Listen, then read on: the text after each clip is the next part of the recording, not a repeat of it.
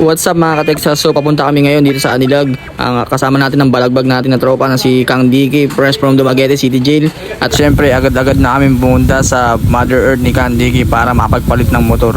At yan na nga po yung ating motor. Binigay na po natin sa Mother Earth ni Kang Dicky para magamit niya na pauwi. So syempre guys, agad-agad namin siya kung may huli ba dito sa may 7-Eleven Siniluan, kung meron ba or wala. So mukha namang wala, kaya nagdire-diretso lang agad kami guys para makapunta sa aming destinasyon na pupuntahan.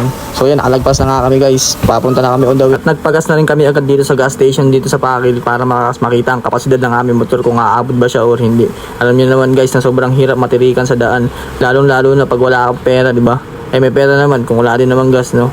So mahirap. Pagpunta namin dito sa Lumban, namataan agad namin na may huli pala. Nakita namin kasi itong mga baby helmet nakatigil dito sa tabi. Kaya kitang-kita nyo naman sila, mga baby helmet. So takot din pala sila, siguro wala din itong mga lisensya kaya takot. So nandito na nga kami guys. So alam naman namin na hindi sila nanguhuli, kaya diniretso na namin. Binati pa nga kami ng isang silop eh. Hindi namin alam kung kilala namin siya or ano. Basta baka tiga Siniluan lang din. Kaya yun guys, nagdire-diretso lang kami hanggang sa makapunta dito. So boss, ayan yung bumungad sa amin. Medyo maraming tao, hindi siya katulad ng isang taon na siksikan, ang hirap sumingit. Pero ngayon, siguro, mas maganda siguro yung event ng last year kumpara sa ngayon. Pasok namin sa arko ay agad yung napansin namin ang mga matitikas at authentic na mga arko ng bayan ng Laguna. Kung ikaw yung judges dito, may hirapan kang pumili. Lalong-lalo na malaki yung mga nagastos dito at malaki din yung papremyo. At ito nga pala guys, yung event kayo dito sa Anilag. Beauty contest yata to. Tumingin na rin kami ng damit dito sa street shirt. Kung meron mapipili si Boss DK ng pambalagbaga na cap, shirt, or anything na pwede niya magustuhan, bilhin niya lang. Kasi marami naman siya pera, di ba? Eh wala napili, kaya nag-food trip lang kami. Yan, shawarma, ang pambansang pagkain ng Anilag.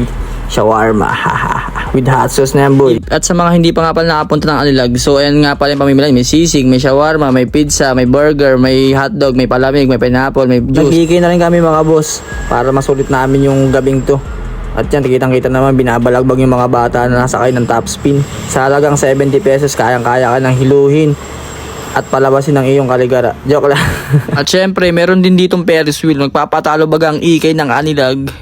Pero talaga makikita mo naman pag sinusum ko, talagang kitang-kita, napakali na ng pambidyo natin. At syempre may Vikings din dito sa Anilag. Talaga magpapatalo ba talaga ang ikay ng Anilag. So makikita nyo naman ang titikas sa mga bata dito at matatanda. Talagang balagbaga ng mga matatanda. Talagang nag-rides po talaga sila. Basta may 70 ka sa bulsa, pasok na yan. Yan, balagbag, bumalagbaga na rin talaga. Bye guys, so doon na lang tayo kay Floji magkita. Bye.